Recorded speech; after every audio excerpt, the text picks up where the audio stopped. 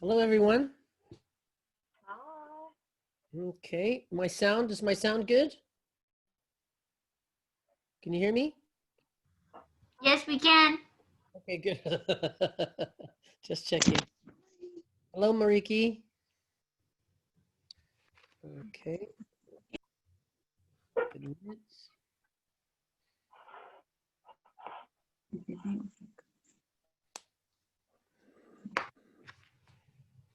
Okay, so I'm actually recording this session. That's good. Okay, so who are we missing? We're missing Megan. Hello, Mia. Hi, Bryan. So that'll be the number that you use this time will be the one you use every time. Okay, great. Thank you. Sorry, I just had to go back on the messages to find it because it's not the same one from last time. No, yeah, it's a different one, but it's on your Zoom. It's recorded in your Zoom as, okay, good. All good. Okay, there we go. Marion.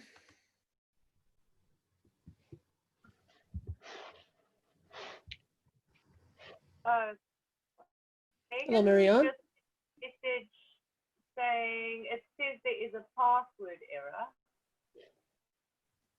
You're here.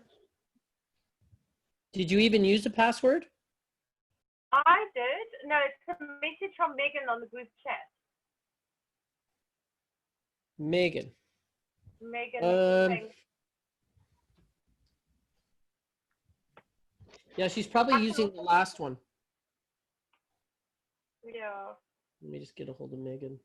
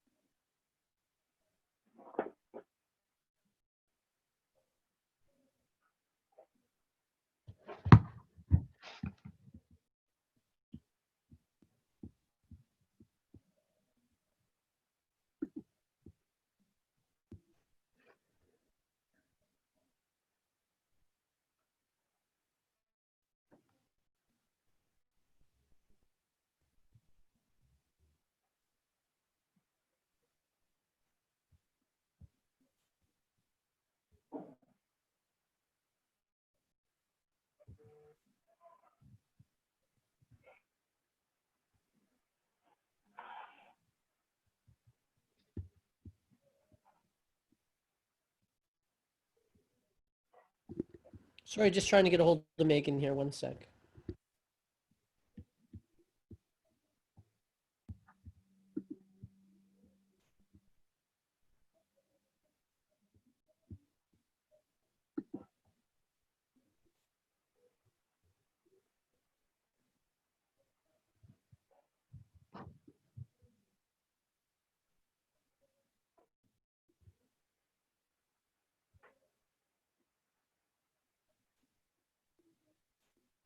Hello.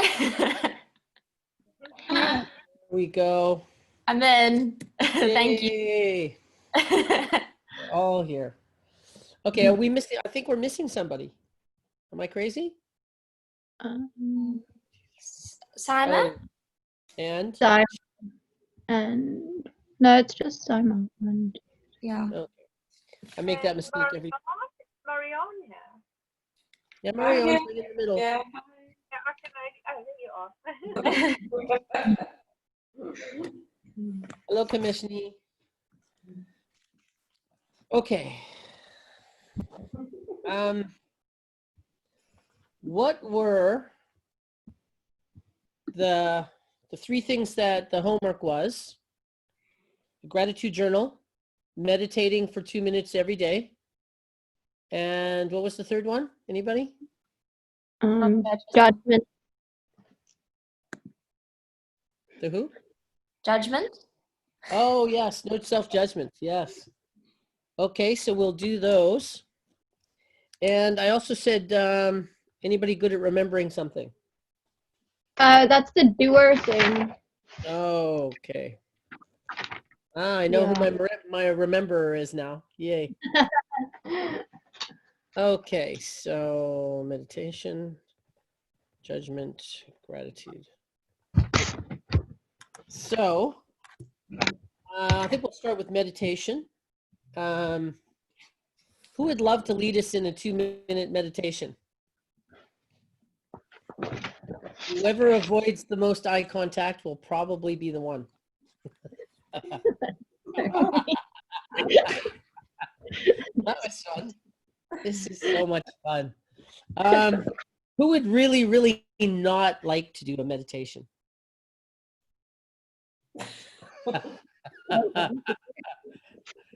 Yeah, I usually pick that person, but today you get off scot-free, Mia. All right, Thank you. at least now. Okay. Prepare for next time. Okay. I will prepare. All right, so I'm thinking either Anka or Mariki. Let's see. So,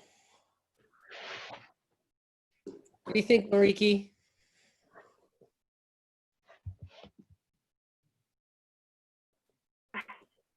I can do it if you guys can hear me. My connection is just quite bad. So if you can hear me, I can do it. Yep, every word was clear, so let's give that a wing. So just 2 minutes, and let's just have a nice, easy meditation to get everybody grounded in the material. Okay. I need to ground myself first. Leading meditation really works.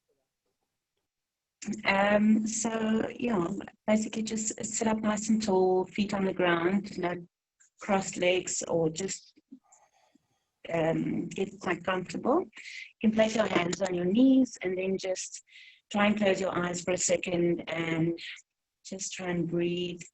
Nice deep inhale through the nose, and then exhale through the nose as well. And let's do that again. Inhale through the nose and exhale. And just try with each exhalation to become slightly softer and a little bit less tense. So try and breathe into the spaces where you feel tension. Perhaps you can soften your shoulder on the next exhalation, or soften your chest. Try and release the tension in your belly. And perhaps breathe into your lower back. And then from there, try and make your exhalations slightly longer than the inhalation.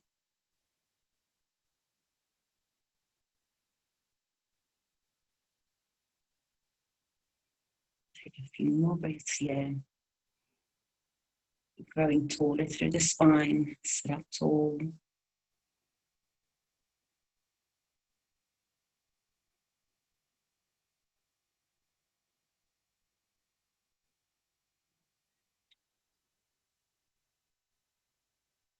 Try and focus on your breath.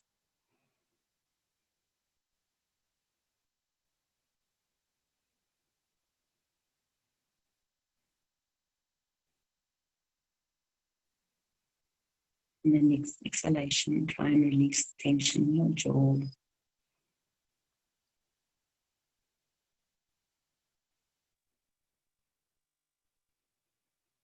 Perhaps try and release the tension on your frown, on your forehead.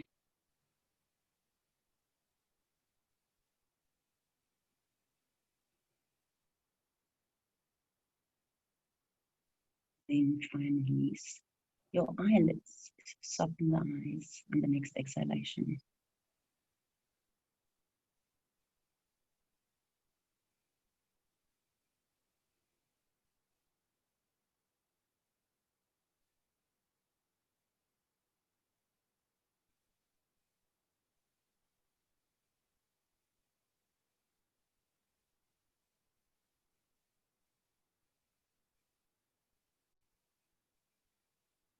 You can take 3 more breaths. Breathe in.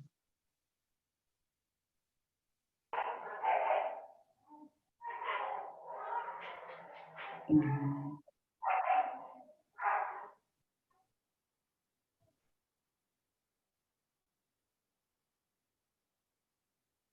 Take your last inhalation. Exhale, exhale, exhale, exhale, exhale.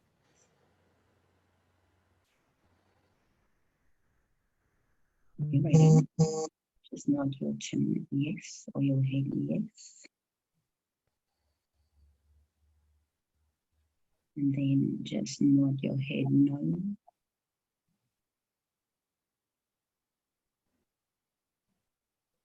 You can center the nose. Then open your eyes when you're ready.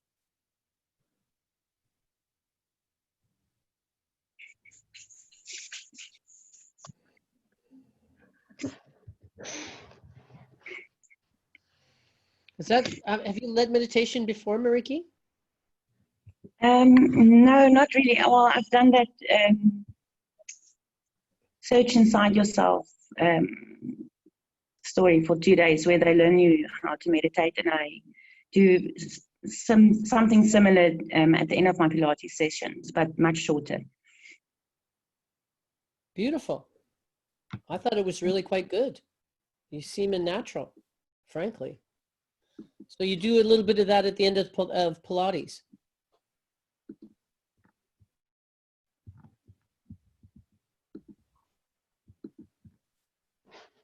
Okay. We lost her right after the meditation. Wow, it was really quite good. There we go. Are you back? Yes. Okay. You do that at the end of Pilates. Yeah, I'll just let them lie down and yeah, just breathe for a second, a few times. Okay. Well, you're really quite good at it. So I thought that was spectacular. So good job. Okay. Awesome. Thank you. Oh, you're welcome. So who had, oh, now who did we lose? Nobody. You know who we're missing is we're missing Marcia.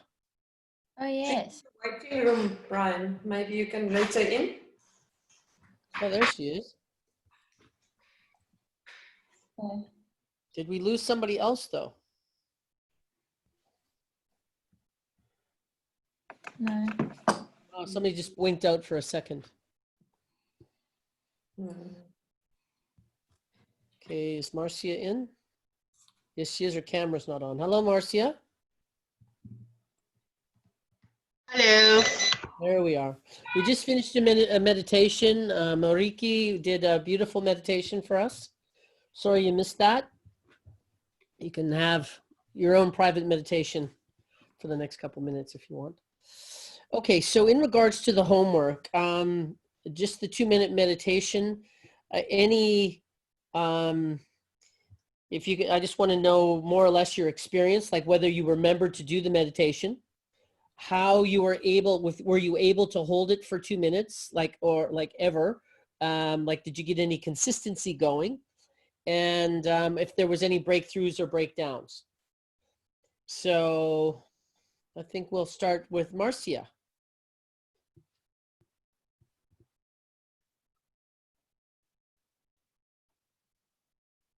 There I am. Nice hat. That's Oh, good. thank you. It's Now I quite have cold. hat envy. It's very cold. So I'm like trying to keep warm. Yes, I did the meditation every day. I found that I wasn't consistent necessarily in time with the 2 minutes, because I found that in some cases I just actually went on for a little bit longer, like 5 minutes, but not really longer than that. Yes. Because I think it just actually felt good. Yes. And I did in all the meditation, what I was doing consistently was using the dantian. Yes. That where you said kind of, so I was breathing kind of through the Yes. body out the dantian, and so I was using that kind of.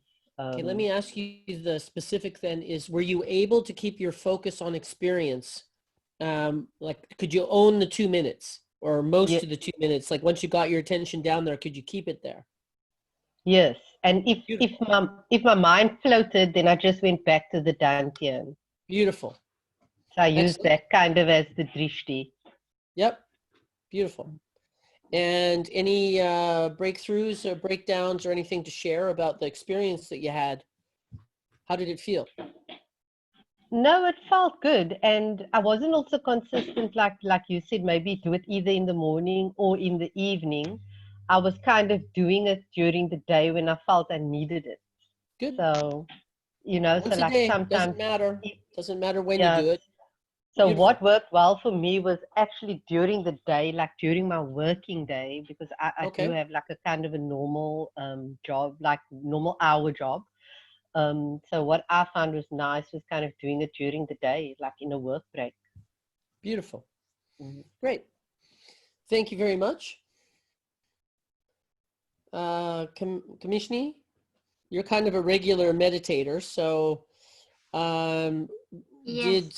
did you have any different experiences? Did you meditate for 2 minutes every day, and were you able to keep your focus down in experience? Yes, I was. Actually, I meditate for 13 to 15 minutes, the guided ones. Yes. Yeah, I do that. Did you do the 2 minute one where there's no guided and you just put your focus on No, as actually, instructed? I'll take that as a no, no. I'll try it out from today. I'll try it out from today. Because I'm so used to doing the guided ones, but I will Yes. try it from today. Yeah, the guided ones are easier. When you don't have help from somebody else, your attention goes to where you give up your attention to wherever they take it. So now this Okay. requires you to take it somewhere and hold it there. So just see how that goes for you over the next week. Deal? All right. Deal. Deal. Yay, that was fun. Thank you. Okay. Okay. Megan, I found it quite difficult. I got a bit distracted, but I had my days. Like some days were better than others. I found it wasn't very I did it every day, but the concentration wasn't very consistent. okay. And when you were consistent, like were you ever able to go put your focus, your drishti on experiencing, and were you able to hold it there for 2 minutes even one day? Well, not without getting distracted. Yeah, how long were those distractions, and did you reel yourself back? Yeah, I could. The distractions were like a few seconds. Then I did manage to bring it back, so that was Beautiful. good. Yep, Yeah. that's good. That's all. What were your distractions? Were they noises outside of your, or was it thoughts? Thoughts, yeah, Thoughts. So just a little tip with that: if when you get pulled back to your thoughts, means you kind of loosened your focus on your drishti. Yeah. So have a laser focus, like you have an intensity of that focus, and it won't bubble into thoughts. Yeah. So try that and see how that works. Okay, thanks. How did it make you feel? Good. I find like sound meditation, usually I can concentrate better on like when I focus on a sound. I don't know why that. But this was Most good. It people was quite a nice visualization. Okay. Yeah. So still keep doing the 2 minutes where there's no, like whatever sounds are around you. Don't do guided stuff. Just do your guide. And because you're the master of your own experience. So this is what that's teaching you. So we'll see how that goes. Yeah, thanks. Beautiful. And Renee talked to you today, right? Yes, I spoke to Renee. Okay, she sorted you out. Good. Yeah. Okay. Okay, Marion. Hi. Hi. How are you? I miss your Pilates bed. I don't see the Cadillac anywhere. No, I'm in my office tonight. Okay. More comfy chair. Yeah, of course. Yes, I did it. I did every day the 2 minutes. I didn't go longer than 2 minutes. It was okay. I found it was easy for me to keep my concentration. Yes. And if I might have or started to drift off or to start thinking of something else, I get into the habit to count my breaths. I got that from Renee. It's count for 1 inhale, exhale, 2, 3, inhale, 4, up to 10 and back. And I will just keep on doing that until I'm back focused. And yes, and I used to do it in the evenings. And I find it makes me sleep and much better, actually, much quicker fall asleep. Beautiful. I mean, we are not in winter, we're in summer, so it's the circumstances to sleep. It is ACs and everything, but it's yeah, it's very humid, it's uncomfortable some nights. Yeah, so it definitely helps for that. So I'm grateful for that part. So Yeah. I try to stick to evenings. Okay. Beautiful. Are you quite a disciplined person, Marianne? Yes. Yeah. Like to be. Yes, no, I am. Yeah. So people that are disciplined, you went and found the breath and you found something to be able to stay. You wanted your drishti to go where it was supposed to, is the feeling that I get. Yeah. Okay. It does have its advantages. Beautiful. Yeah. Okay. Thank you. Mia, dear. Hi. Okay. Hi. Sorry. Okay. I didn't get up to 2 minutes. Yeah, so like it's very difficult for me to quiet my mind. Yeah. I don't think you should be quieting your mind ever. Well, okay, but like just to not excessively think about. Yes. So yeah, I think the most time I got up to was 1.5 minutes. Yeah. Okay. That's pretty and good, wouldn't you say? yeah, like I could probably, but I can do better. As long as you're not judging yourself, okay. Not at all. Okay. Oh yeah. But so I also did what like Marianne said with the counting. Yes. That helps a lot for me. Okay. And I did it in the mornings, and I might have skipped a couple of days. I'm sorry, but yeah. Well, okay. Now you don't get to feel guilt either, so. At least I'm being super honest. So yeah. I like that about you. It was interesting. Yeah. Okay, so this is designed for you especially, is that your mind, you're so used to just letting it roll, and it's always, it's monkey minding all over the place, and that you want to be, and when you're sad or when you're upset or when you have things in your life that are making you unhappy, we can get, it wears us out, jumping around all over the place. It can be just exhausting. So being the master, you have a thought process, it's probably a good idea to be the master of it. So that's the thing you want to do, is so with an iron grip, a laser beam, looking down to your Datien and just holding the laser there of your experience and following your breath or counting or whatever you want to do that keeps you present in your body. But try the laser beam, because, you get comfy and then it starts feeling good. And then we kind of get in that almost sleepy state. And then you have a thought because you took your eye off the fries. So stay with that. Okay, good. And thank you for your honesty. You're welcome. Dear. Hello. Hi. I've meditated every day except Saturday and Sunday when we did when we were in the studio. I did pull through, I didn't time myself, but like 2 minutes. But I've got a very busy mind as well. So I caught, I watch myself and I'm like, but near the end of the meditation was the stillness. When I started, the monkey mind was at full blast. Yes. But I know I'm all over the show. So, but I also went back to counting the hot air, the different temperatures of the air. Yes. in and out. And yeah, that just did bring me back to, eventually I had that calmness. But I did feel really good after, and I like the shortness of it. So I do a few other rituals in the morning, so it's actually quite nice to add those 2 minutes in. Beautiful. Yeah. And 2 minutes makes a difference. 2 minutes every day makes a difference. You do not need to meditate for an hour or whatever. So good job. Yeah, no, I love it. Okay. And Mariki, dear.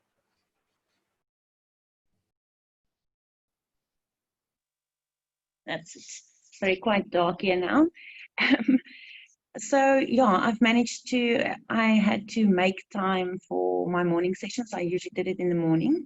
But towards the end of the week, literally, I wanted to do it. So I've managed to diffuse a few arguments by meditating beforehand. So I weren't as quick on the trigger as I usually am with regards to family members.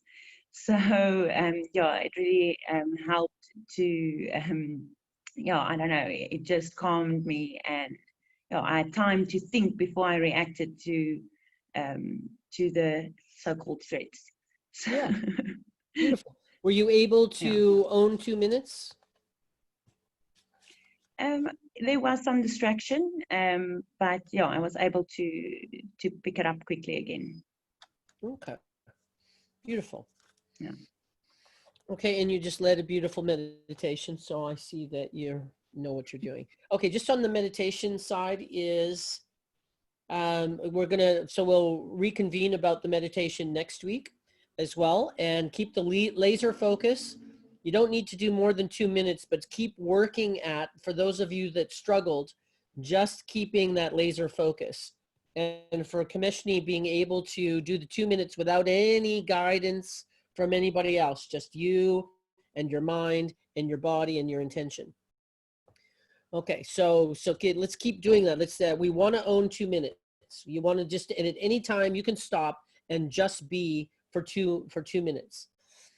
Okay, so then we'll start with Mariki again. And in regards to the judgments, the self-judgments, did you notice anything about your self-judgments this week? Yeah, I didn't do very well in that category. But what did you notice? It's very difficult. What did you notice? Sorry? What did you notice about judgment? Well, I definitely noticed when I judge myself. So Okay. I actually sorry. And then what did you do? After you noticed you judged yourself, what was your next action? Well, I would try and reverse the thought process, but I wasn't always able to do so. How do you reverse it? How would one reverse? Like you try to choose not to think that way about yourself, or not to feel that way about yourself, but that sounds, it doesn't last very long. Yeah, that sounds difficult to me too. This is what I suggest is forgive yourself. You forgive yourself for judging yourself. Try that you absolutely forgive yourself for judging yourself, and feel and enhance that experience of forgiveness. Like allow yourself an emotional experience of forgiving yourself. But would you be willing to try that? Yes, definitely. And job one, you're very successful at job one, was to notice if you were judging yourself, and you did. So that's success. That's a win. Now we want to work on accepting yourself when you do judge yourself. Okay, cool. Your power should go on right about now. Okay. So Anka, how are you with the process of, what did you notice about self-judgment? Sure, I didn't really notice myself judging myself, but I've done so much work that I also accept like, I know I do my best all the time, and sometimes it's enough, and if it's not enough, it's not enough. I've done my best. So I kind of don't judge myself too hard because I know I'm doing my best, you know, whether it's being a mother or a businesswoman or, you know, I do know what my issues are. Yes. The self-worth and all that. So Yes. That is a and judgment, by the way. yeah. Just saying. But yeah. And you know, and I've got my, you know, my belief systems. I know, I kind of know what my stuff is, and I catch the knee-jerk reaction of me judging myself. I know what I know, kind of thing. I know what I'm doing, and then I catch myself doing. So you're already doing this. Okay. Yeah. So you know when you know what I mean. Like but it's because it's a belief system that I need to work on. It's like, oh, okay, I'm doing this again, but I need to work on it. Yeah. Okay. But I don't teach myself up anymore. At 48, I'm years old. I'm done with the beating. Good beating job. myself up. Good job. Yeah. Did enough Getting decades old of and that. wiser. Okay, beautiful. Okay, good. Thank you. Mia, darling. Okay, so with the judgment, I noticed when I was judging myself, and then like it sometimes happened at studio, and then Anka would remind me to not judge myself for judging myself. And yeah, so it was interesting. But most of the time when I noticed it, I just like stopped, and then I was like, okay, it's okay, and then I moved on. Beautiful.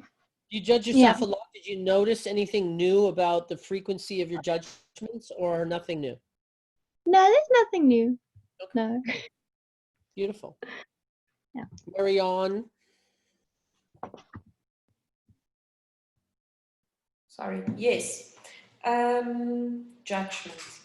I think since last week that we discussed this, I'm more aware of, yes, when it happens. So so that's the only change I can say. When you noticed that you were judging yourself and it was new, what was Yeah. the next thing that you did? Oh, just try, yeah, just accept it. Yeah. I guess, yeah. Don't think about Let it it go. much more, and yeah, don't make an issue out of it. Okay. But I'm with Anka on the same page. You know, you're sort of over that stage. Yep. I You get it. can't be bothered. I get it. No, so it went well.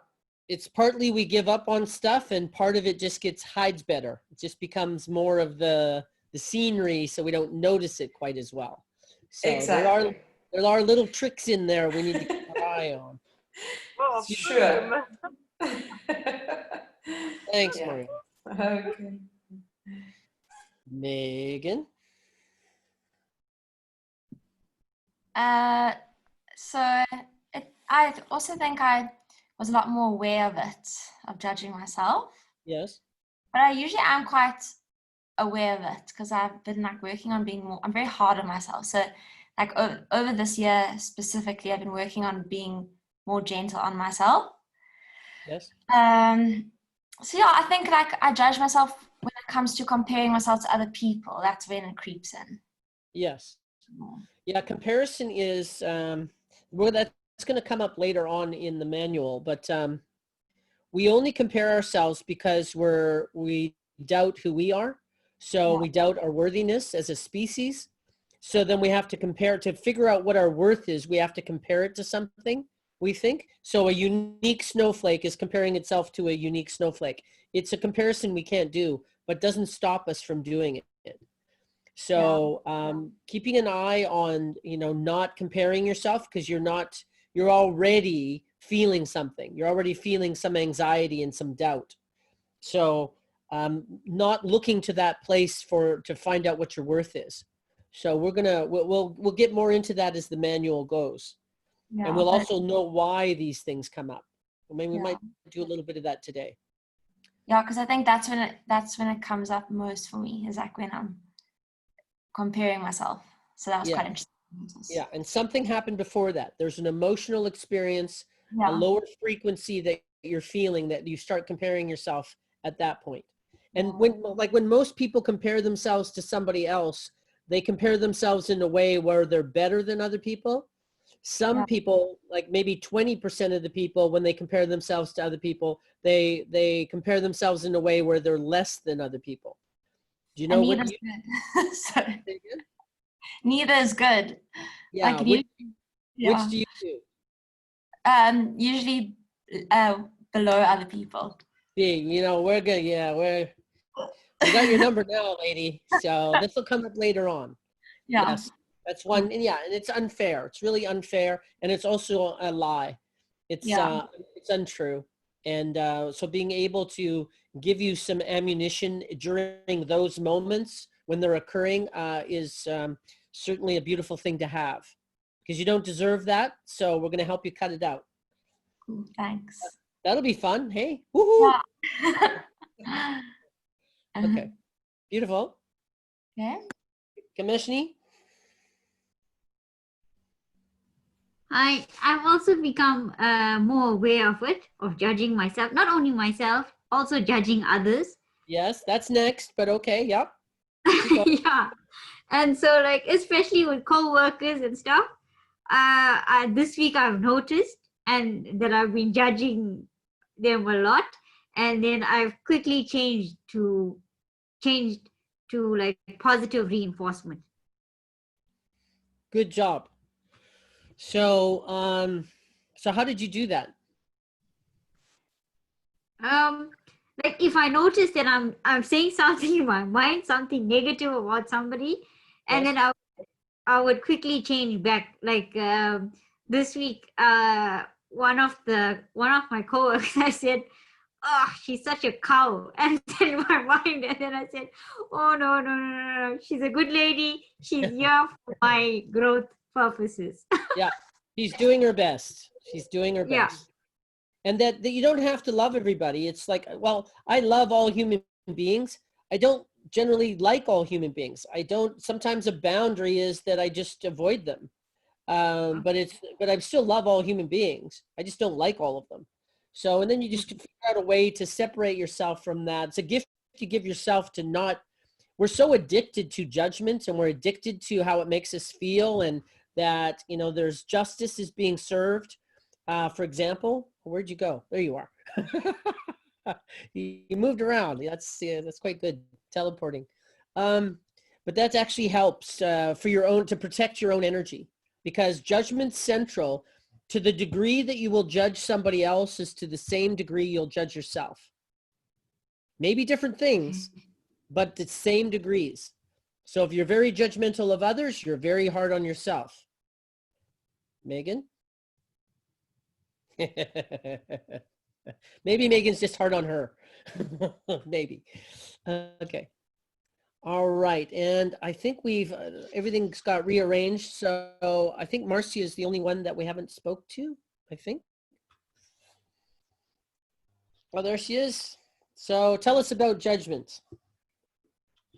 Yeah, I also definitely noticed myself doing it, and then my reaction was basically to just stop it, you know, and I found that wasn't actually that hard to do. Yes. Once I noticed I was doing it, to tell myself, no, don't judge yourself, and kind of leave it at that. Beautiful. I want to interrupt you right there, because that's beautiful. Soon as I noticed, so around transformation, we're always talking about being conscious. Conscious is just being aware of what you're doing. And it's so habitual, for example, to judge ourselves or others. In this instance, Marcia said it wasn't that tough to change once I noticed what I was doing. So you'll be surprised at the amounts of transformation to be able to raise our frequency and how we feel about ourselves, living in a little bit more joy and liberating our soul is really oftentimes 80% of the job is just being aware of what we're doing. So beautiful. Good example. Sorry for interrupting you. What else were you saying? Yeah, so even though I think it was that consciousness, and then stopping myself from doing it. It doesn't mean it didn't happen a lot. And so what I also kind of looked out for is the pattern of what am I judging myself on all the time. Yes. It also made me think about why am I judging myself on these things, because there's kind of two particular things that kept on coming up. And so I did spend some time reflecting on why. And I think my attitude almost went to, well, if this is the reason, then I can change it. So I think as part of not judging myself, that was the one response, to kind of just nip it in the bud. But the other one was also, if I'm judging myself on a particular area that I'm not happy about, I do have the power to change it. So Yes. Yeah. Well, you can, and you don't necessarily have to change whatever the end result is. It's which you can do, but also there's beliefs, the things, and we'll get more into this as well. But we're only judging ourselves if we have a belief. If there's a pattern to what because that's going to be, you've just come up with next week's homework, by the way.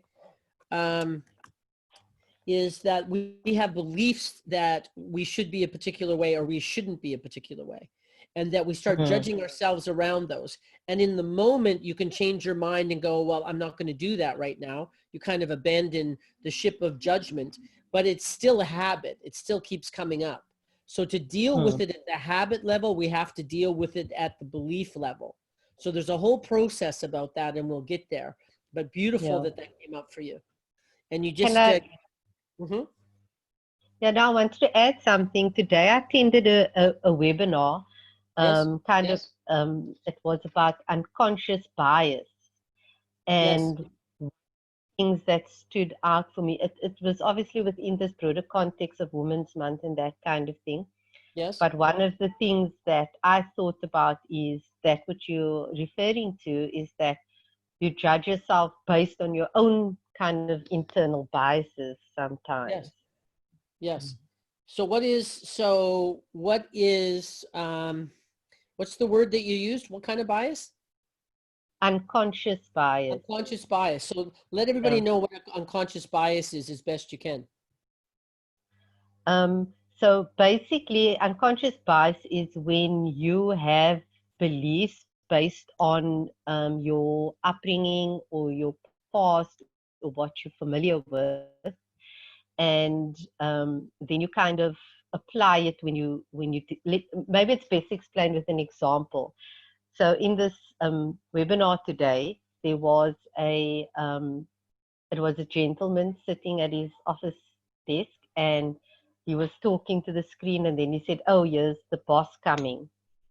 And then when the boss arrived, it was a female who gave him the file. And the question was, what did we all think when he said, here is the boss coming? Okay.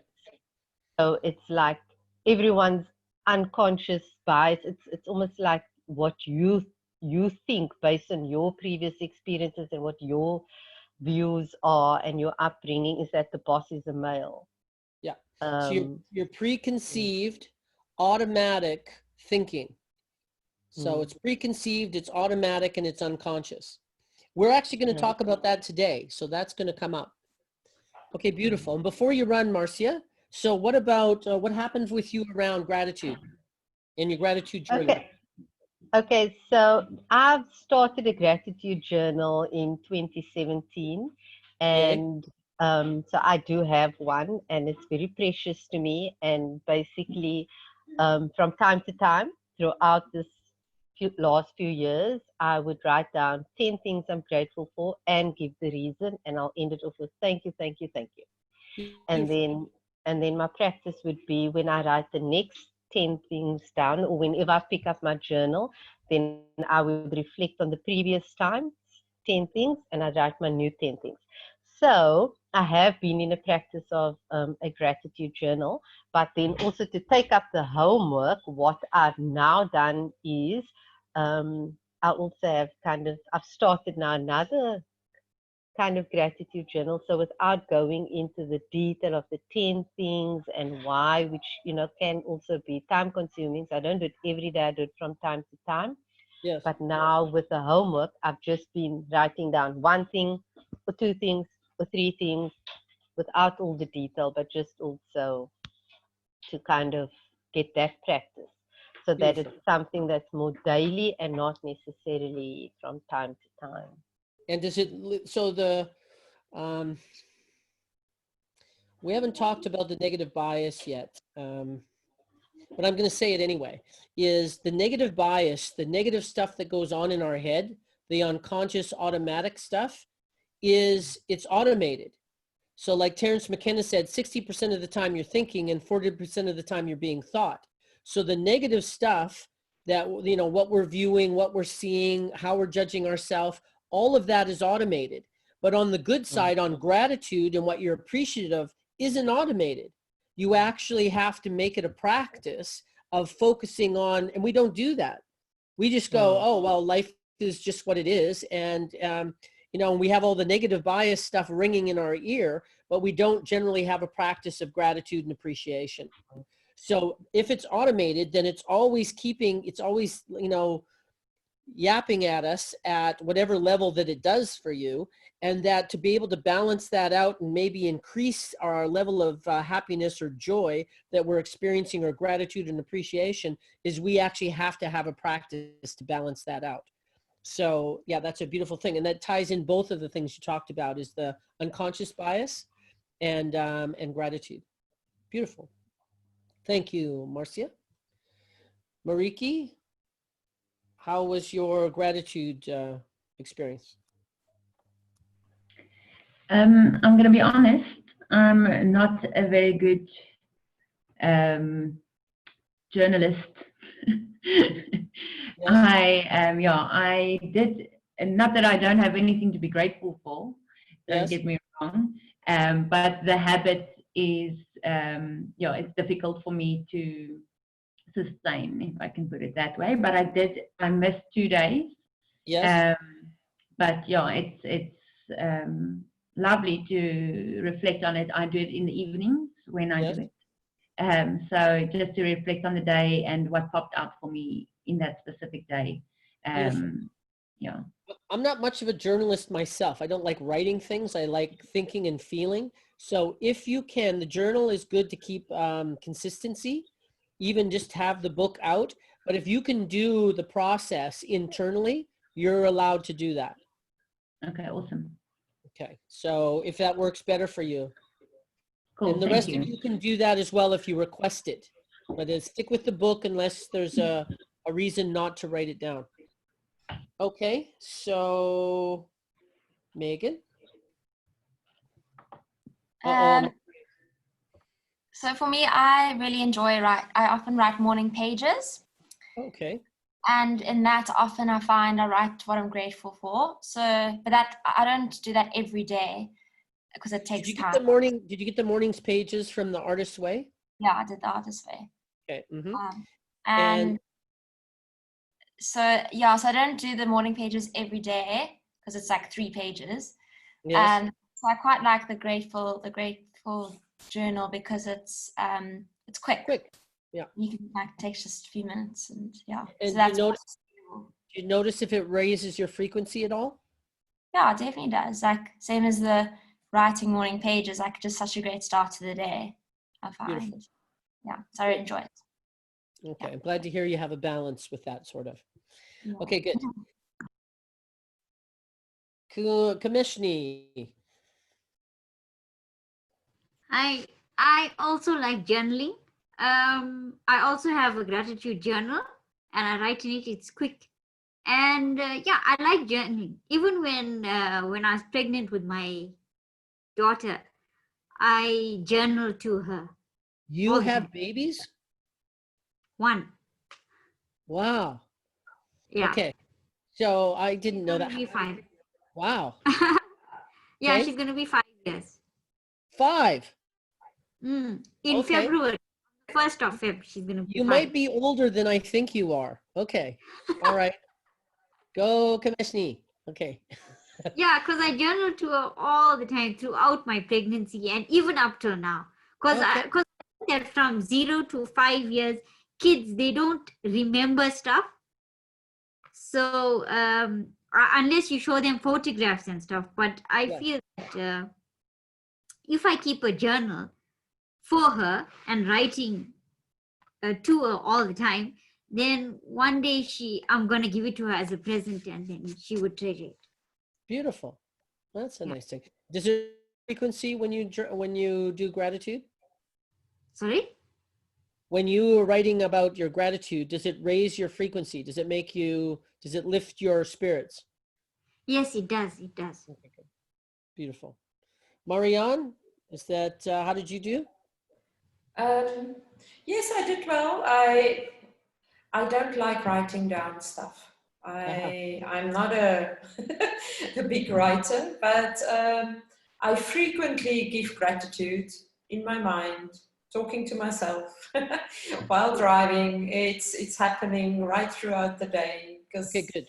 I just learned it's something. It's what you give out. It's what's coming back to you at the end of the day as well. So that puts you on the different vibes and on that different frequency. Yes. So for One of the me, laws of it's the pretty universe. much standard. Yes. Yeah. Beautiful. Okay, and can I suggest that you do, if you're going to do it internally, after you do your meditation, can you do a short gratitude experience with yourself? Yes.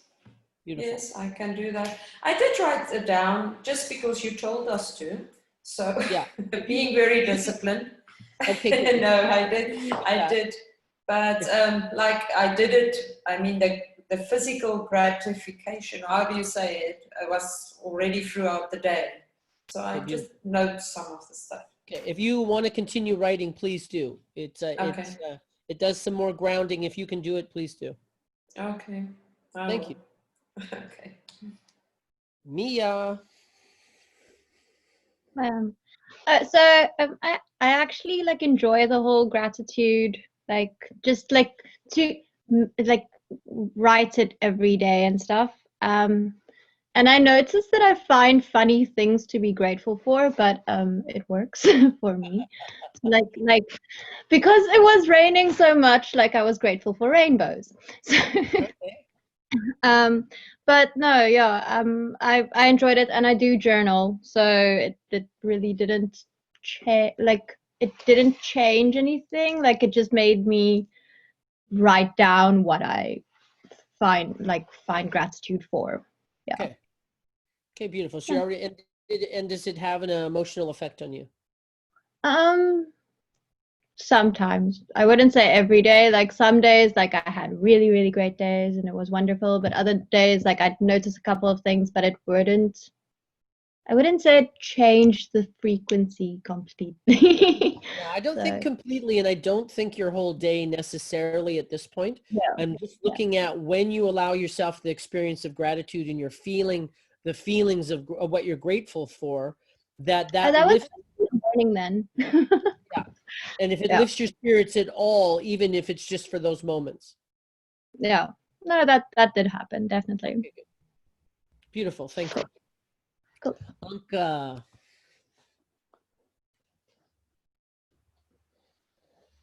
Hello. Hi. My internet's quite bad. I did journal 4 times. Write down. I am quite. I do play it a lot in my head as well. I'm not much of a journaler, but I would like to be more of a journaler. It's just finding the time. You know, I'm quite busy, and it's not just because it's cool to be busy. I am very busy. Yeah. So it would be, more. So it was really nice after the meditation to sit and just write down the things I'm grateful for.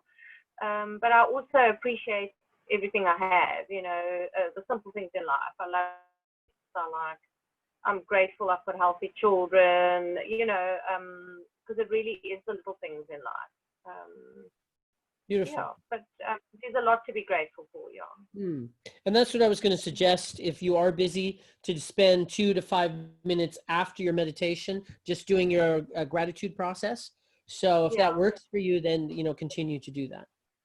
Yeah. And if you look at it, it's like 5 minutes of your day, you know, so even though you think you are busy, 5 minutes you can fit it in. Yeah. Absolutely. Okay. So does everybody have pen and paper with them currently? That's a yes. Okay. What I'm going to do is I've made a video, and I want to play it for you. It's 11 minutes long. That take notes for anything that you want to clarify. It covers a lot of the ground of what we do in this course, but it does it kind of all at once. So I want to see what your questions are. Like, look to see what you want to explore or what your thoughts are about that. So try and look at something you either want clarity on the meaning, or you want clarity about the process, or something that you want to understand. You're looking surprised, Dunca, or is all good? Okay. All right. I just have to figure out how to.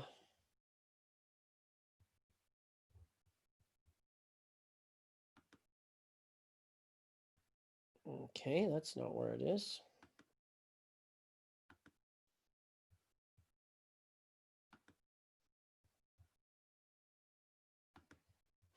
Maybe it's on this app.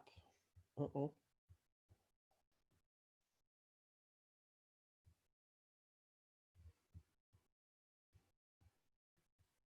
Sorry about that. Trying to figure out how to show the whole page.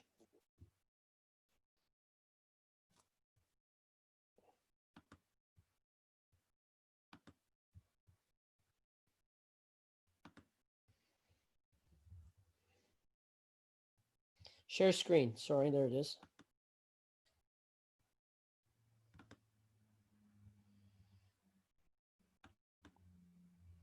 Okay, can you guys see something? We see you. Am I sharing my screen with you? Is that happening? Nope. No, not yet. What is going on here? Okay, share screen. One participant can share at any time. Multiple participants can share simultaneously. Advanced sharing options. Share screen. And now? No, Nope. not yet. Oh, okay. I'll push the share button. Now? Yes, something is happening.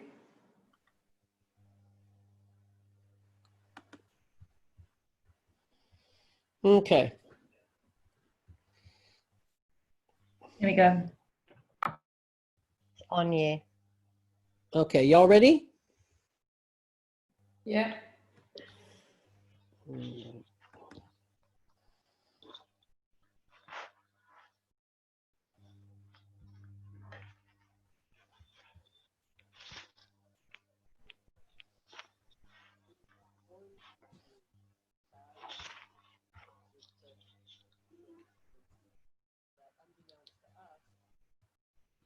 I don't hear any sound. You guys hear sound?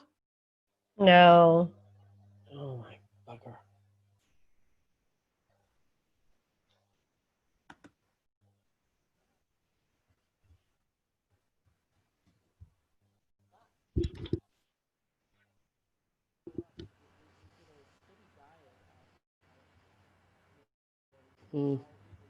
Yeah, I think we're doing too many things at once. My computer doesn't want to do this.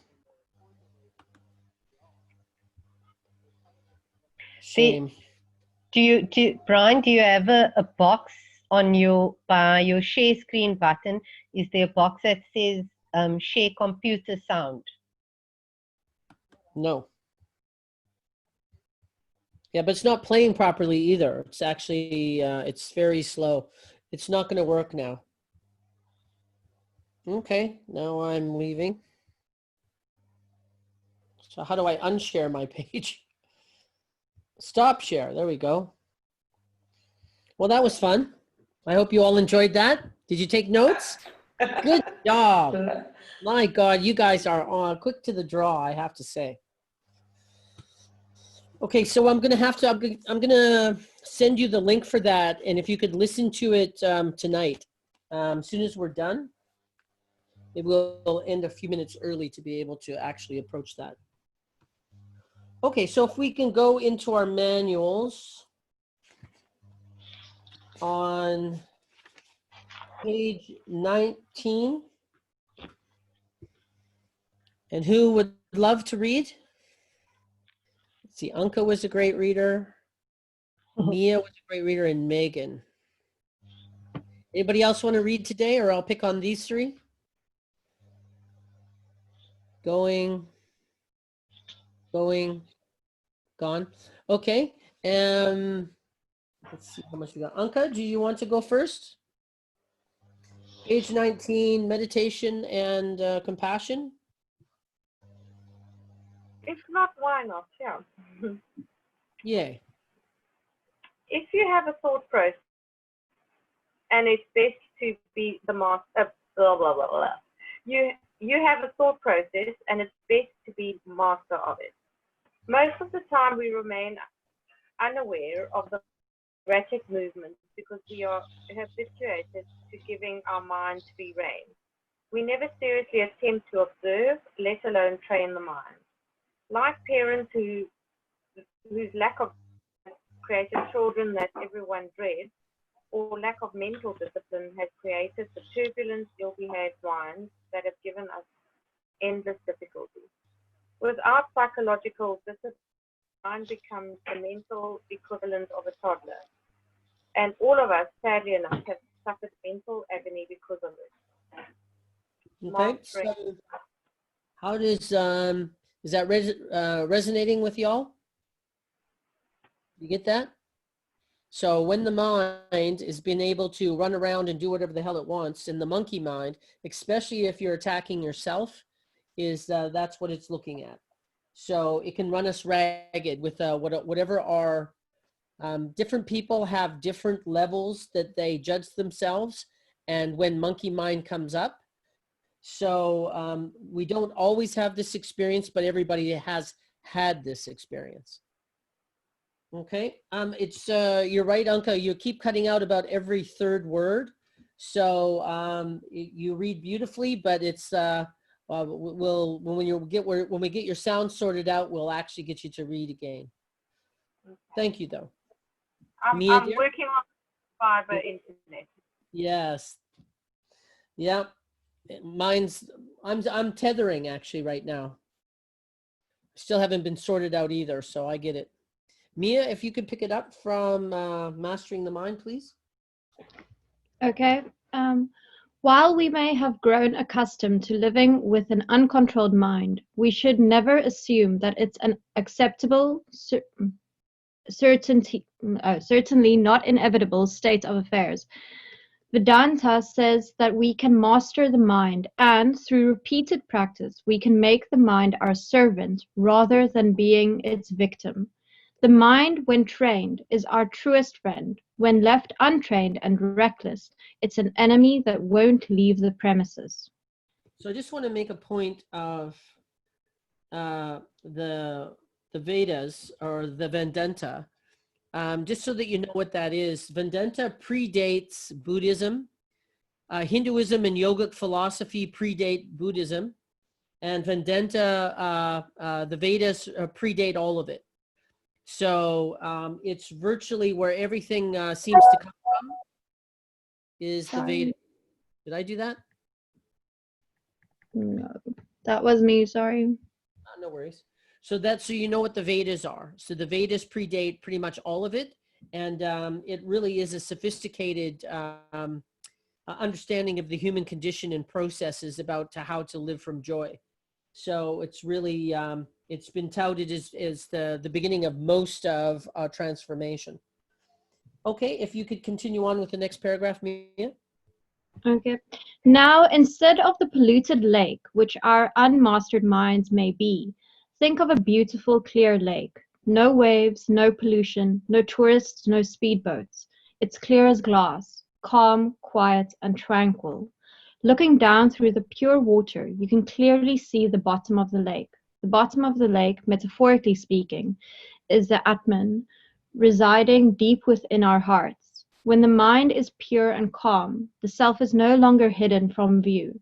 And Vedanta says, that mind can be yours. Okay, I'm going to stop you again. Two things about this. The first one is for the first time, we use the word Atman. So Atman is the part of God, the little piece of God that's in all men, all people. So Atman so Brahma is creation. There's in Yogic Philosophy or the Bhagavad Gita, there's 3 incarnations of creation, and one of them is Brahma. And then how we represent Atman is that's the godliness in you. And there's a couple, this will come up again, but it's kind of like one of the analogies is the ocean can at any given moment throw out a drop, and that drop has got all the qualities of the ocean within it. So everything that the ocean is in that drop, and that's what the Atman is. And you've been thrown out of the greater whole and you're separate, but at the other side is that if the drop falls back into the ocean, it's completely brought into the wholeness. So it's a pretty good analogy, actually. And Rumi, I like Rumi, and Rumi has a poem that is, you are not a drop in the ocean, you're the ocean in a drop. So I think that's a poetic way of saying the same thing, and it points to the godliness in you. So what this course is about is to being able to start feeling better about ourselves, start seeing what the truth is about who we are, and being able to feel a little bit more joy, and maybe even a lot more joy. So that's what we're focusing on. That's virtually the goal of the yogic philosophy. Okay, and then the one other thing about that paragraph is that when we're speaking about the water, the Buddhists have a famous analogy or metaphor that they use in regards to meditation and understanding what you are and having some utility. Is they talk about that, at first when you're in meditation, it's like, turbulent.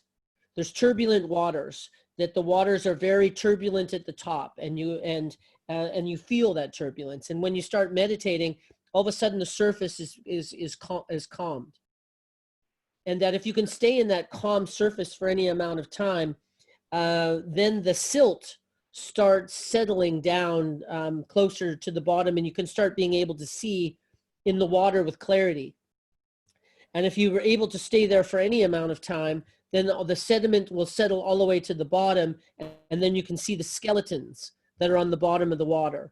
And the skeletons are the negative things you think about yourself, those negative beliefs, those judgments. And now you can see what those things are with clarity, so that virtually you can separate yourself from them and see the lie in it. So in yogic philosophy, anything that is a judgment about yourself or others is a lie. And the trick is being able to find what the lie is. So understanding the human condition and the precepts of creation and transformation gives you that understanding. And it's not just a thought form, it's actually experiential. It's a real experience of who you are. So that's the Buddhist way of how they speak about the lake. I think it's quite powerful. Okay. And if you could pick up from there. How again we quote the Bhagavad Gita. Patiently, little by little, spiritual aspirants must free themselves from all mental distractions with the aid of the intelligent will. They must fix their minds upon the Atman and never think of anything else, no matter where the restless and unquiet mind wanders, it must be drawn back and made to submit to the Atman alone. The mind is cleansed. Go ahead. Sorry. No, The go ahead. mind is cleansed and made tranquil through the repeated practice of meditation and through the practice of moral virtues. So I just wanted to say a word about that, is that when you start discovering the Atman in you, the godliness in you, the gift and the real value in you, is to not take your eyes off it, to actually keep your experience there, to have a higher frequency of life is really what it comes down to. And that's how they're speaking about it there. Okay, let's move on to the next page. Okay. Integrity for such a Herculean task as realizing the Atman, all areas of the mind must be fully engaged. We cannot compartmentalize our life and assume that we can have both a secular area in which we can live as we please and a spiritual area. Just as we can't cross the ocean in a leaky boat, so we can't cross the ocean with 2 legs in 2 different boats. We must fully integrate all aspects of life and direct our energy towards the one great goal. There we go. Okay. So it just speaks to that. I think once you're on a transformational or spiritual practice of being conscious to your negative self-talk and seeing the lie in it and wanting to be more kind and to yourself and doing so, is that where do you stop? There's always more to go with yourself, and you virtually and that you will have an experience of 2 lives. There's one where you're being your greater self and feeling it, and then there's the times you let it slip and that you're unconscious and that your leg is in the other boat, and that you really want to just be in one boat ultimately. So that's just points to that. It's a really good analogy to be able to point to that is the journey. Okay, as you were, Mia? Okay. Meditation versus meditation technique. That said, some basic guidelines can be given. Any concept of God, whether formless or with form, that appeals to us is helpful and good. We can think of God as being present either outside of ourselves or inside. Ramakrishna, however, recommended meditating upon God within, saying the heart is a splendid place for meditation. Repetition of any name of God that appeals to us is good. So is repeating the holy syllable Om. It's helpful to have a regular time for meditation in order to create a habit. It's also helpful to have a regular place for meditation that is quiet, clean, and tranquil. In this state, sorry. Keep going, yeah. Okay. In this state, there is unconsciousness. In this state, there is consciousness alone, free from all limiting perceptual or conceptual thinking. Dualism no longer exists. Okay. Whoa. Okay. When the observed and observer merge, as if their own form is abolished and the total intelligence shines as the sole substance or reality, there is pure, choiceless awareness. That is illumination. All is I and I is all. I'm just going to read that again. So when the observed and the observer merge, so when there's no longer a commentary about, oh, what is that? I like that. I don't like that. When the observed and the observer becomes one thing, which actually happens in beingness. When you're just being, when you're focused on your drishti, that's what occurs. If their own form is abolished and the total intelligence shines in the sole substance of reality. So just being able to be conscious of beingness and being aware of you and everything around you, there is pure choiceless awareness. That is illumination. All is I and I is all. There's quite an experience that goes with beingness. And that video that I wanted to show you speaks to that quite specifically. So I'm just going to have to send you the link, which is, I wanted to do it on here, unfortunately. Okay, and then the last bit. Meditation and beyond. If you already have a meditation practice, the question is, between your meditations, what frequency does your awareness naturally settle in? So this is a question from Cryon, and virtually it's saying to you is that usually we have a peak experience of beingness and feeling good in our bodies and of who we are in meditation. And then we come out of meditation, and usually our especially over time, our energy lowers, our frequency lowers until the next meditation where there's a crescendo. So what he's suggesting, if you already have a meditation practice, the question is, between your meditations, what frequency does your awareness naturally settle to or in? And that it points to that we want to keep a high frequency. Most people aren't looking to, they don't look at their meditation to see what that feeling is, and then attempt from that point to keep that frequency until their next meditation. So that's down the road. That kind of points to next steps. I just want to go back to the title of this one. It says meditation versus meditation techniques. So meditation techniques are watching your breath, guided meditation, your Datian, any imagery that you're using, the cold and warm on your nose, chakras, any of that is a meditation technique. Meditation itself is when you merge, when the observer and the observed just becomes, you just start being, and you are your beingness, and that you can go to that at any point. That's meditation.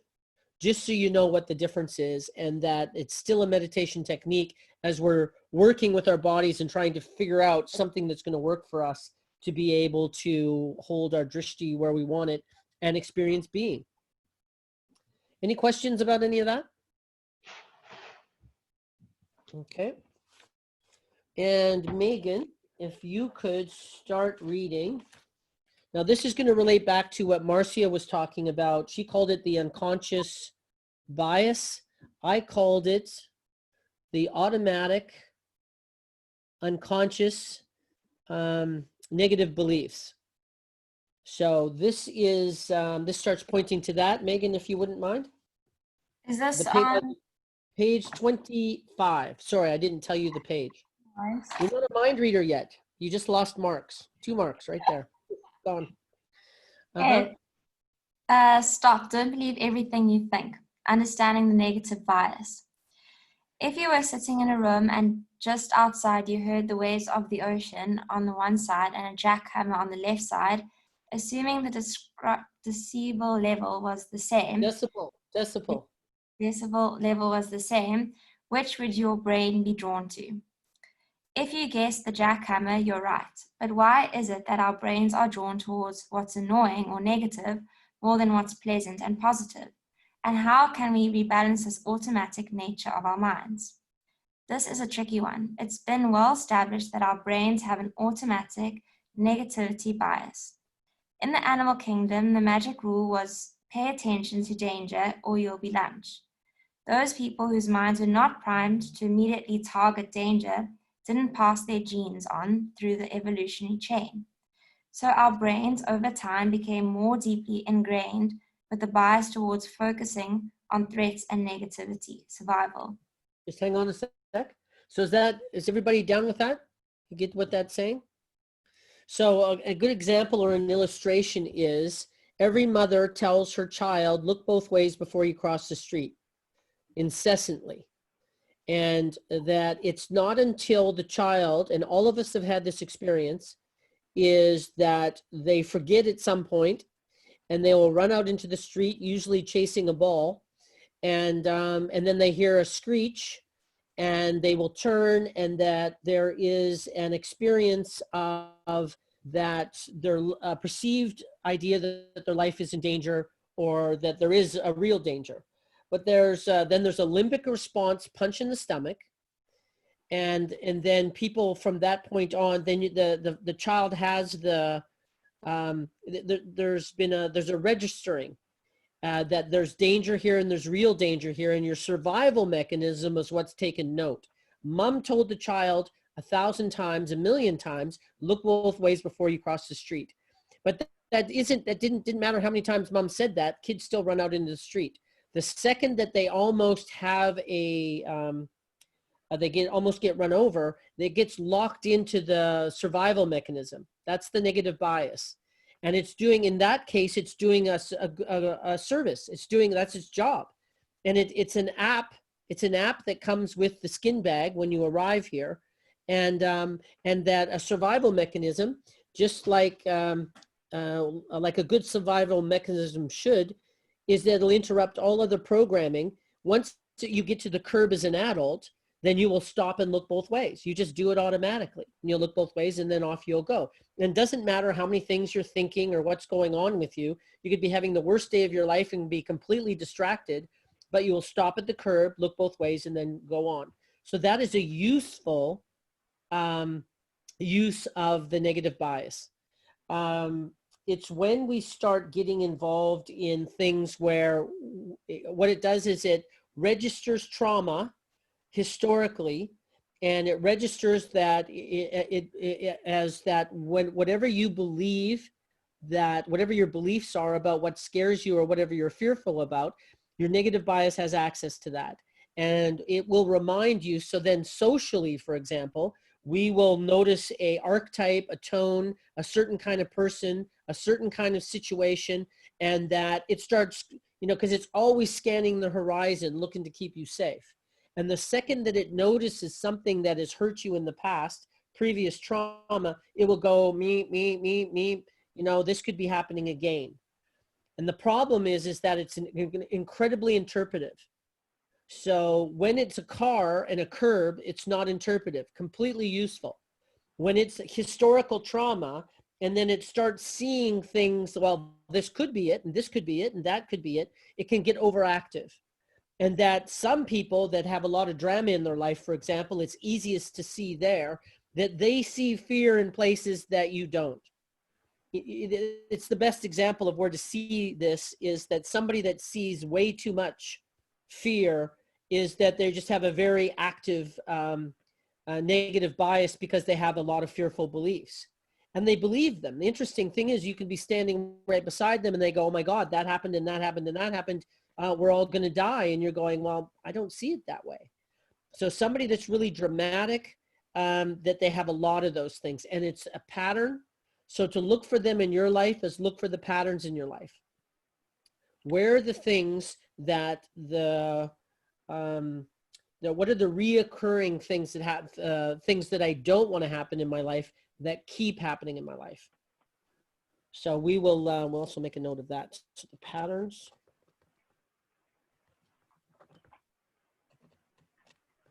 Sorry guys, what page are we on? 25. Sorry about that. And we are 1, 2, 3. Yeah. I think we're 4 paragraphs down. Okay, I got it. I just missed the page number. Okay. An awareness of this bias can alone help you with the old adage, don't believe everything you think.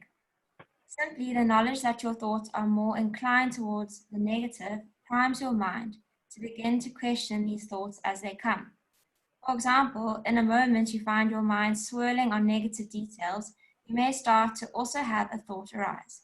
My mind has a bias towards the negative. This thought pops you into a mindful space, a moment of clarity and choice that I call the now effect.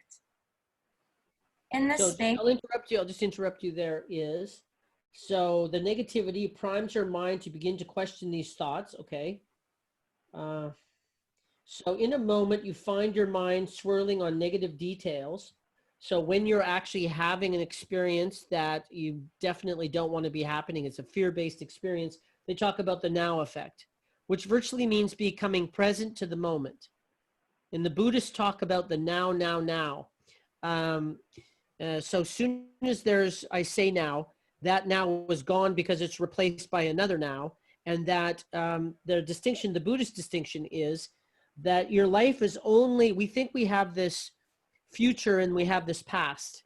And one is fantasy and one is memory. And the only thing that you've ever had is the present moment. Your entire life, everything that you know about you has only occurred in the moment. And it's the memory of those moments that we actually care, the continuity of our life around with. So the now effect is to be able to create a separation or switch from the negativity, is to come back to the moment. That's why in meditation, we've got you focusing on the experience of who you are. We've got you experiencing your breath. All of that brings you down to what's something that's happening right now. Now. That's a useful tip in being able to start being conscious to and being able to guide your life with less fear and the lower energies that come with it. Okay, off you go. Yeah. In this space, you will have the awareness to ask the question, is this thought true? What evidence do I have for this thought? Is there another way I can see the situation? This opens the door to see opportunities and possibilities you never knew existed. As we intentionally practice and repeat having these experiences, they get stored as implicit memories. These are the memories that influence our immediate snap judgments and decision-making from moment to moment. I'm going to have you stop there. So this is what people are doing, is that the second you have trauma in your life, and to whatever degree that was horrible for you, your negative bias is on higher alert. And as as we intentionally practice and repeat having these experiences, they get stored as implicit memories. So we remember these things of what we want to avoid, and then these are the memories that influence our immediate snap judgments.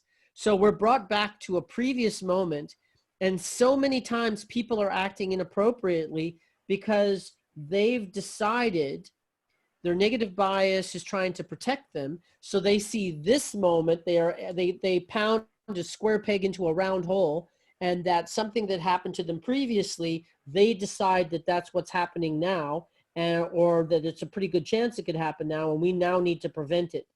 And there's some controlling that can go on there. There's a lot of different things that people actually do. It's probably happened to you. You know when somebody else is doing that. The question is, do you know when you're doing that? Let that register for a sec.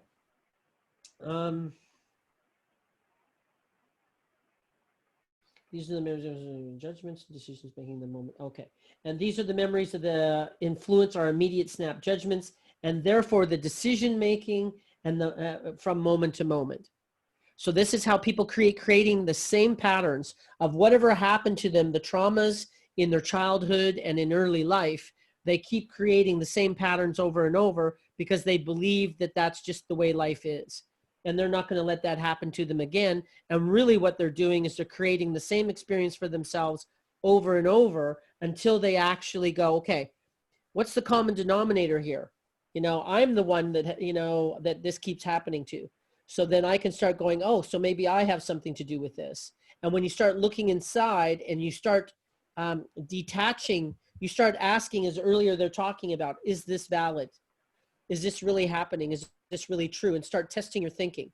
What's actually going on here, which requires being conscious. So you need to be conscious to the pattern of the negative bias. You need to be conscious to the negative emotion, that punch in the stomach. As soon as we have that emotion, it's really hard for people not to believe that it's real, because their entire experience is that it's real. And having the consciousness to actually to diffuse that so that you can actually start asking the questions and still remain conscious. Is this valid? Is this real? Is that all making sense? Does everybody have an experience of what I'm talking about, that they know that people do this? They probably see it in other people more than they see it in themselves? Not new? This is yes? Okay, good.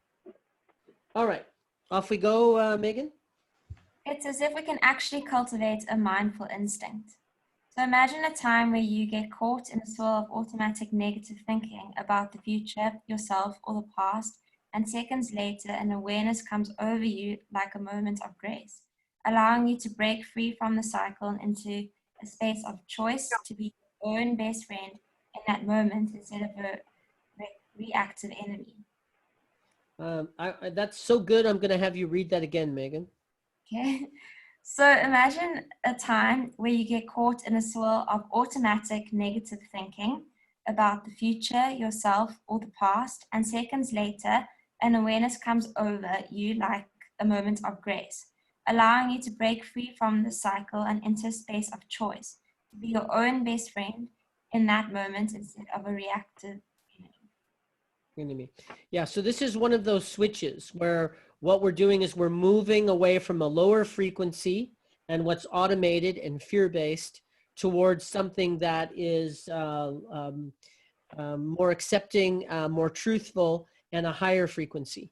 So just mark it for yourself in some kind of way, because it is a process that's useful. If you can remember that in a moment, if you intend to remember this in times when you're caught in the swirl of automatic negative thinking, and this comes up, you're doing yourself a favor.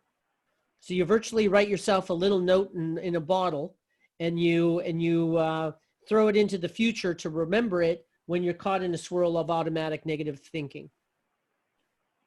Okay? Last, The truth is, just reading this right now has already primed your mind to see these moments of choice, to break free from the confines and unhealthy habitual patterns in the mind and into a space of choice, possibility, and freedom. As intentionally practice this, you'll literally retain the autopilot of the mind towards healthier and more effective ways of responding to life. This is one of the greatest gifts of mindfulness. Beautiful. So starting to become aware of that you have automatic thinking. And that automatic thinking, if it's the ego, if it's the negative bias, it's really easy to determine if it's ego and negative bias and therefore fear that you can change. And the negative bias or the ego fears, because the ego is complicated and it's a lot of things. And the survival mechanism, when it's the curb and the car, it's useful. So we're not trying to get rid of the ego. What we are trying to do is be conscious, because it's protecting us until we can take care of ourselves. Until we can take care of our own perceptions and our own reality, our ego's there taking care of us. And if you want to raise, but unfortunately, you live at a lower frequency. This is what creates victim mentality, is that people we're all victims in some kind of way, and that we're probably working on that. But that's what it does, is that it reinforces the ways that we're a victim. And how that you can figure that out, how you can figure out that it's the ego and that it's fear and that and it's a lie, it's Maya. We call it in Sanskrit, it's Maya. The lie is illusionary. The four themes are, what's wrong with me? It's a lie, whatever that is. What's wrong with them? That's also a lie. What's wrong with it? Also a lie. And all the reasons why it won't work out. If you are having some kind of emotional pain, a swirl of automatic negativity, it's one of those four themes. And as soon as you can identify it as one of those four things, then you know it's the ego, and you know it's Maya. You know there's a lie in it, and then we'll talk later about finding that lie. And you can start questioning whether it's whatever you're believing is true. Is this valid? And this is how you get your life back from your fears, is that you start becoming aware of them, you start seeing them for what they are, you start seeing the lie in them, and then as soon as you start doing that, the habit keeps coming up, even when you believe something else. I don't believe that anymore. That's not my truth. And that the habit will keep coming up.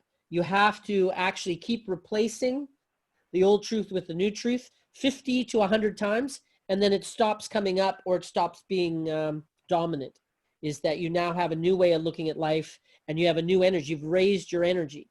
So if you want to liberate yourself, the subtle body, who you truly are, it takes a little bit of work, but it's incredibly worth it. I want to live a life of feeling good about myself and living my best life. And this is the only way I know how to do it, is addressing these things. Okay, any questions about any of that? There's a lot in there. Anybody? Oh yeah, you got it all mastered. Okay, good. Oh God, I got the advanced class this time. This is awesome. Okay, good. So, but we'll be looking at this some more.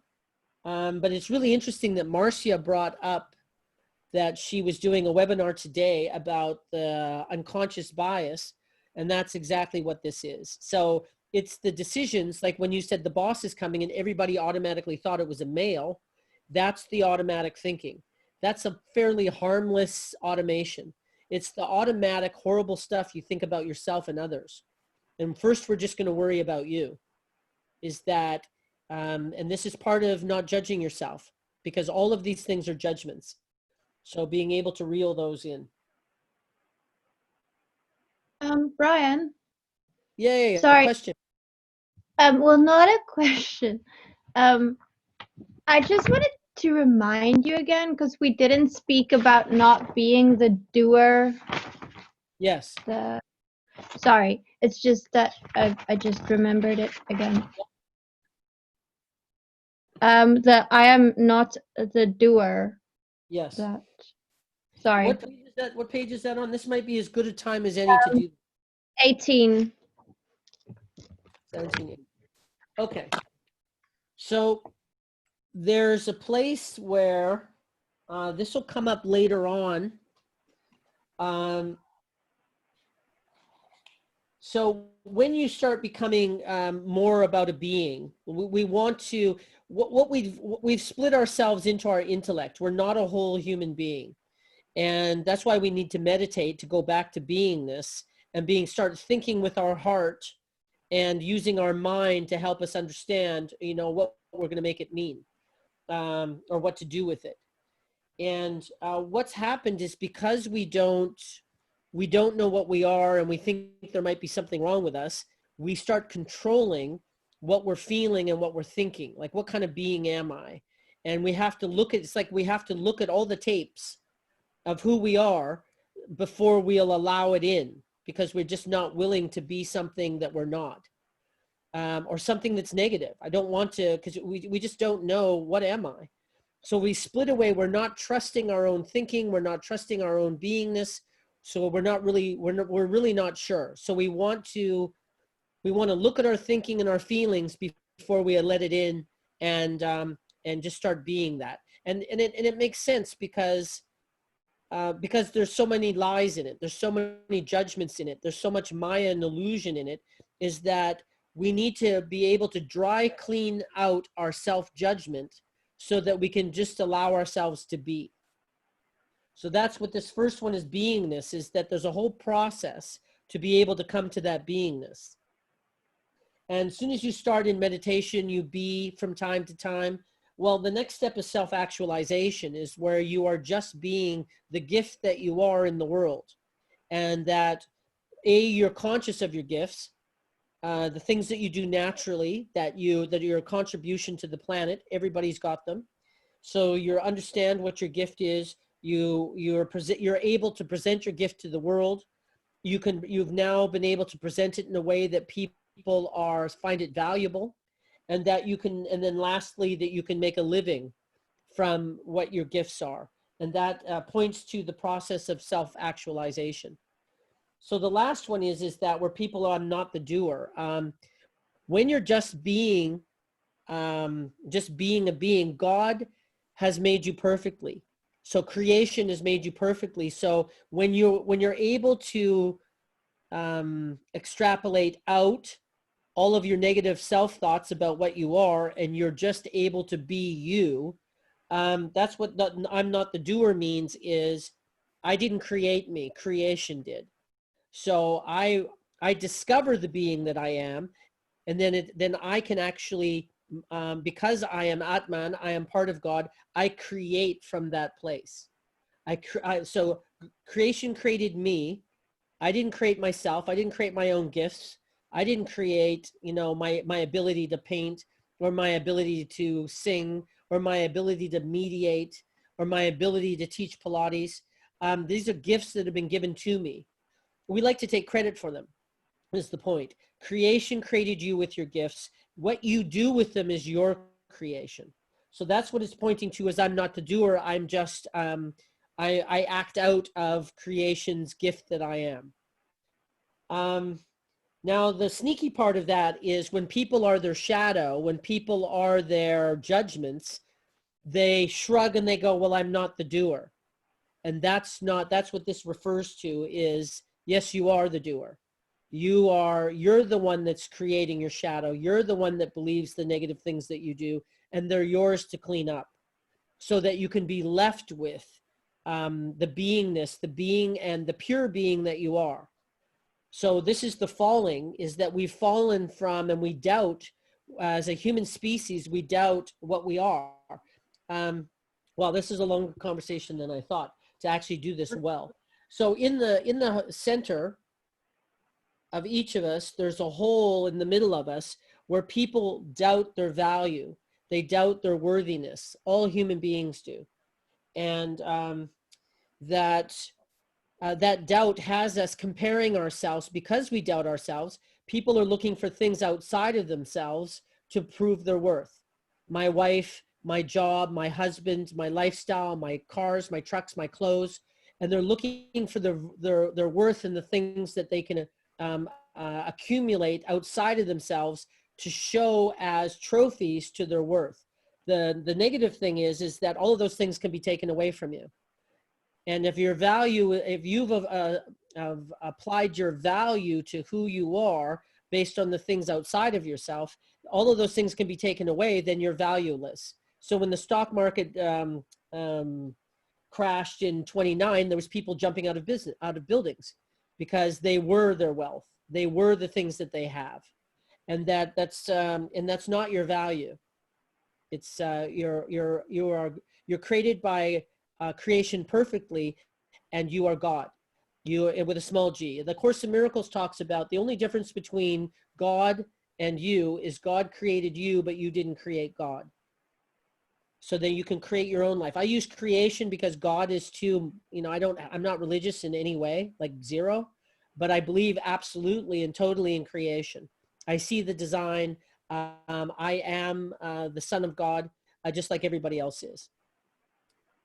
So that hole that's in the middle of us is that's where comparison comes from. As soon as we're feeling doubt about who we are, and that we've been taught since grade 3 to cover it up, nobody's going, gee, I'm not feeling really good about myself.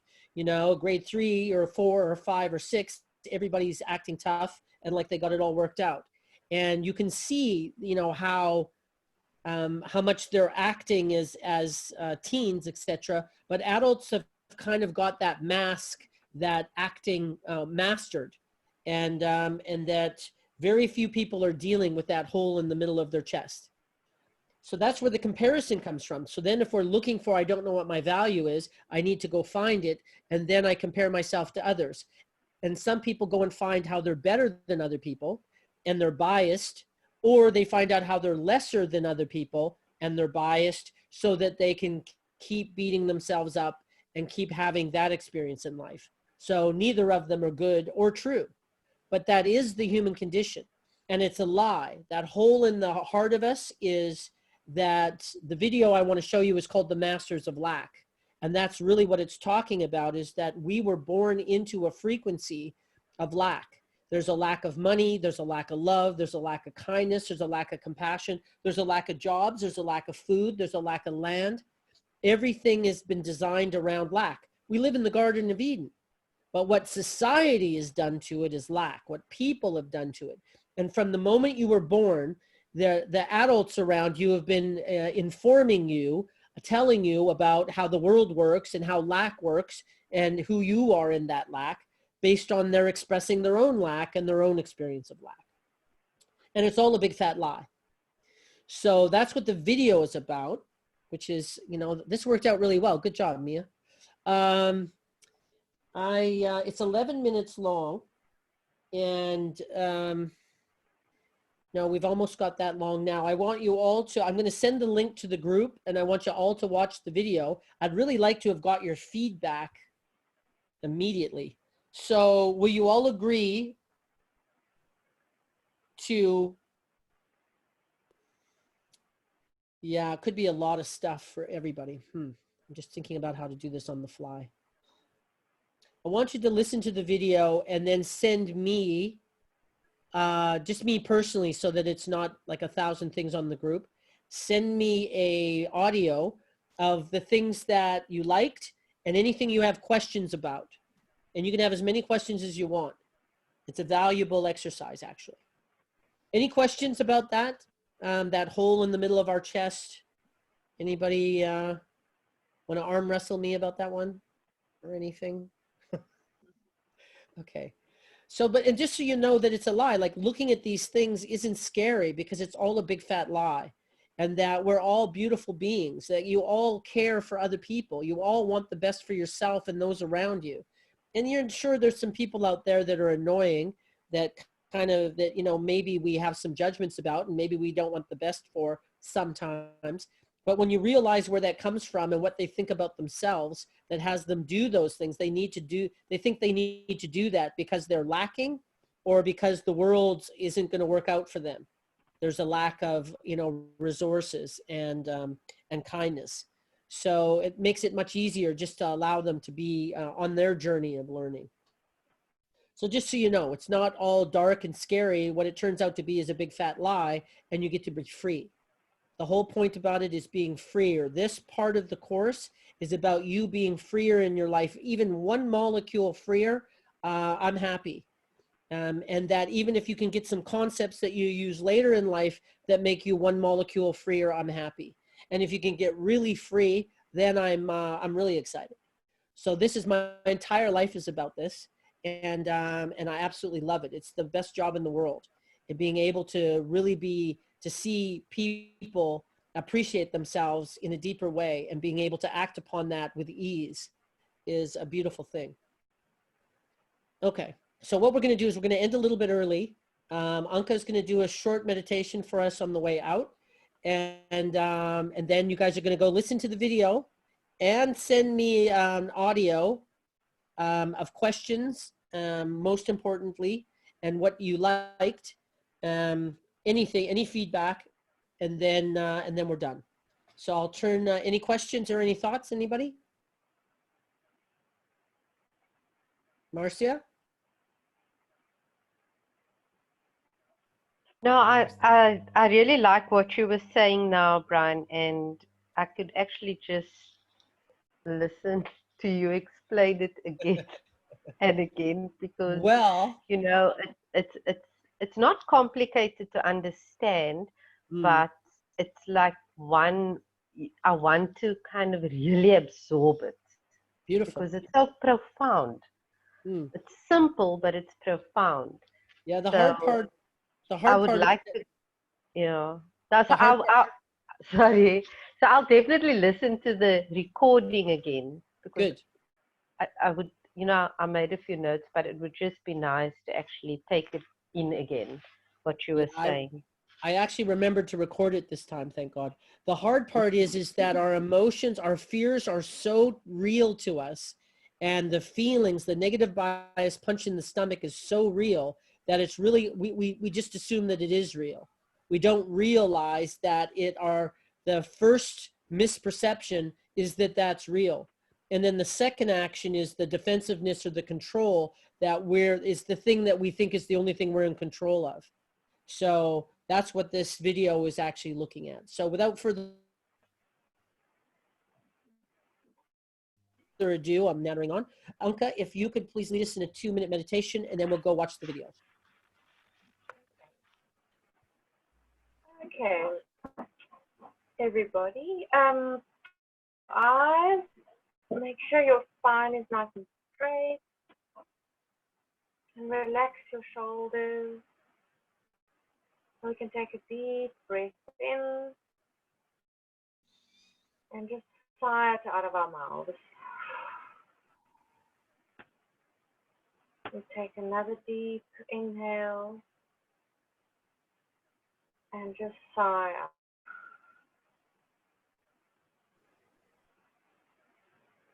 And now we can just keep breathing at our own pace.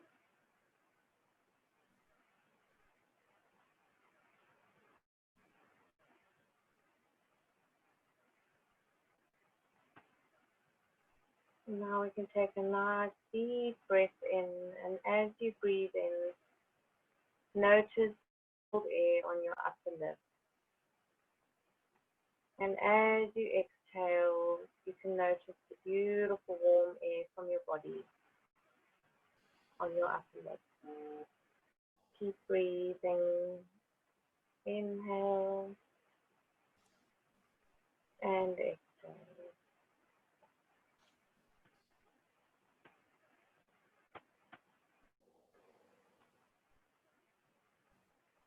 Now we can inhale for the count of 4.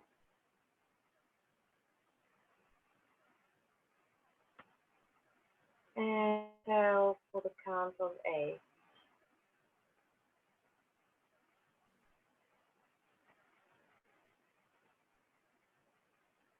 And inhale for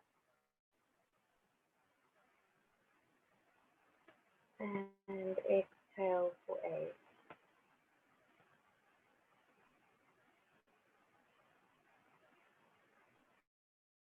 And now as you inhale, just imagine you inhaling this beautiful light into your body. For 4. And as you exhale, you expand that light right throughout your body.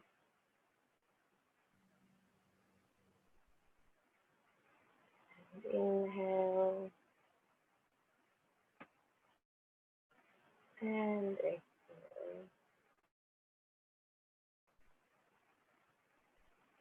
And keep breathing. And when you're ready, you can just bring your heart to your hand center, or hands to your heart center, and then we know when you are done.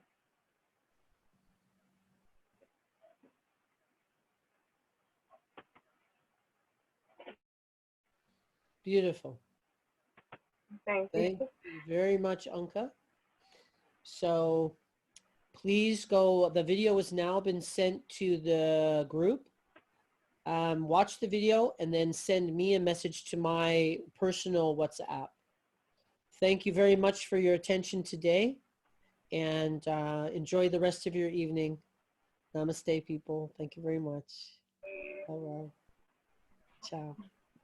Ciao. Thanks. Bye, Bryan. Bye. Thank you. Bye.